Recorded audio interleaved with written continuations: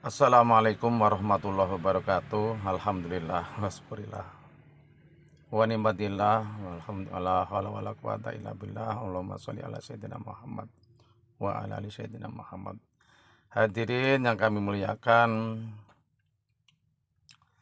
kesempatan iki Mas Taib ngene kok ternyata setiap hari kita sedaya umur kita nggih disuda karo Allah Subhanahu wa taala.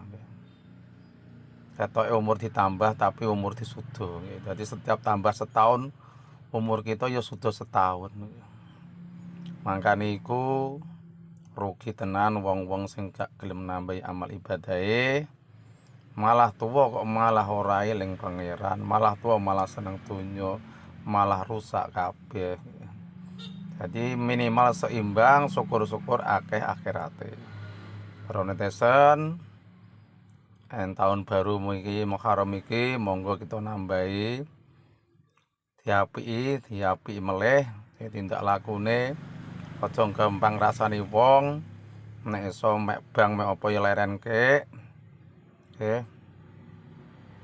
Iso utang-utang sing panas-panas dilaranike.